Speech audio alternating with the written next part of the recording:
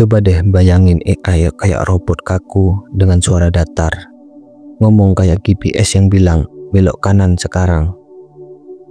Gak salah sih, banyak orang mikir AI itu sesuatu yang dingin, mekanis, gak punya hati. Tapi tunggu dulu, ternyata kalau kita lihat lebih dalam, cara AI bekerja itu mirip banget sama cara pikiran manusia. Ya, kamu gak salah dengar. Meskipun AI bukan makhluk hidup, prosesnya yang mengunyah informasi, memilih data, dan mengambil keputusan itu mencerminkan banget cara otak kamu berpikir tiap hari.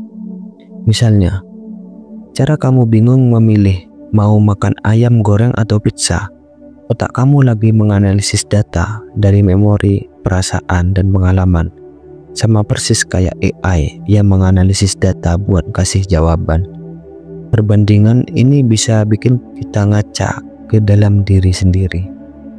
Selama ini, kita pikir manusia itu makhluk super kompleks, gak bisa dibandingkan sama mesin. Tapi ternyata, AI justru bisa jadi cermin yang bikin kamu sadar, oh, ternyata pikiran gue juga kayak mesin ya, jalan terus, bikin cerita sendiri, gak pernah berhenti.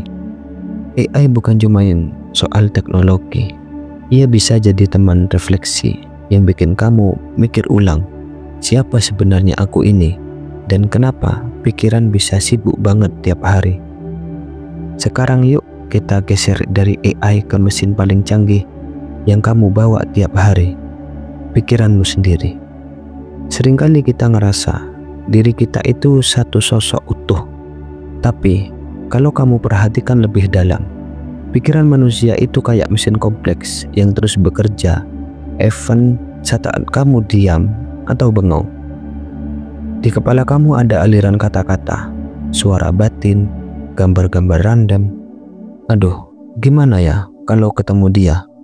Atau besok makan apa ya? Itu namanya narasi hidup.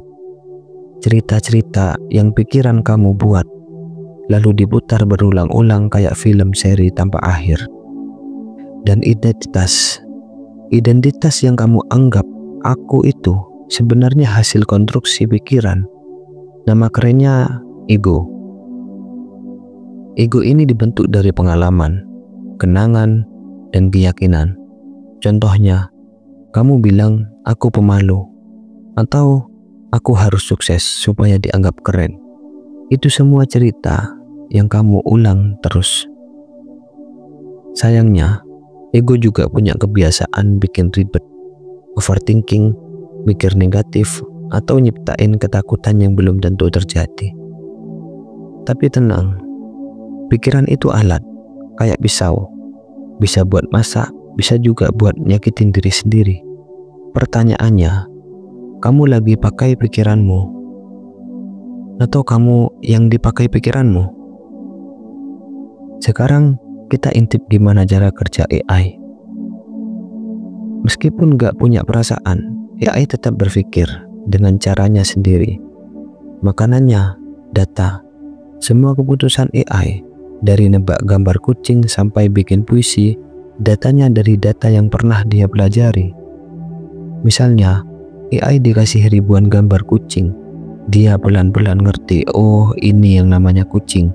Sama kayak kamu, ngerti mana kopi, mana teh karena sering nyoba. AI juga punya parameter yang ngebentuk identitasnya. AI untuk chatting beda sama AI buat main catur. Masing-masing punya batasan, kayak pikiran manusia yang dibentuk dari pengalaman dan aturan. Dan seperti kamu yang belajar dari pengalaman, AI juga belajar dari data baru. Semakin sering dipakai, semakin pintar. Tapi tetap aja AI butuh manusia sebagai guru. Nah, sekarang kita masuk ke 3 kesamaan utama antara AI dan pikiran manusia. 1. Pola dan ingatan. AI belajar dari data masa lalu. Kamu juga begitu. Takut anjing karena dulu pernah dikejar. Itu data masa lalu. AI pun begitu, belajar dari jejak pengalaman. 2. Konsep diri. Kamu punya cerita tentang siapa dirimu. Aku pemalu, aku harus sukses. AI juga begitu, diprogram dengan parameter tertentu. Kamu dan AI sama-sama punya identitas yang dibentuk. 3. Interpretasi realitas. Kamu bisa salah paham, teman kamu jutek. Kamu kira dia marah, padahal lagi mikirin utang. AI juga bisa salah tafsir kalau datanya kurang lengkap. Jadi, dua-duanya menginterpretasi realitas lewat filter masing-masing. Tapi, disinilah perbedaannya. AI gak punya kesadaran. AI bisa mikir, bisa jawab, tapi gak sadar dia lagi ngapain. Dia kayak robot yang bisa nari, tapi gak tahu lagu apa yang lagi dimainkan. Sedangkan kamu bisa tahu, kamu lagi mikir, kamu bisa bilang, kok gue jadi galau ya? Atau, wah, senang banget gue hari ini. Kesadaran ini adalah layar bioskop dalam dirimu. Tempat pikiran, perasaan, dan pengalaman ditayangkan. Kalau kamu bisa nonton, bahkan memilih mau fokus kemana, AI, dia cuman muter film, gak pernah bisa nonton. Jadi, terus apa gunanya semua info ini? Ini bisa jadi kunci hidup lebih ringan dan bermakna. Kalau jadi sadar. 1. Kamu jadi sadar. Banyak pikiran kamu itu pola lama doang, bukan kebenaran mutlak. Misalnya, gue gak cukup baik, cuman karena pikiranmu udah kebiasaan ngomong kayak gitu. 2. Kamu bisa pakai pikiran sebagai alat. AI cuman bisa nurut program, tapi kamu bisa milih mau ikut pikiran itu atau bikin narasi baru yang lebih sehat. 3. Kamu punya kesadaran. Harta karun yang AI gak punya. Karena cuman dengan kesadaran, kamu bisa bahagia, bisa jatuh cinta, bisa merasa hidup, dan bisa memaafkan diri sendiri. Terima kasih sudah menonton. Jangan lupa klik tombol like, subscribe, dan tulis pendapatmu di kolom komentar. Sampai jumpa di video selanjutnya.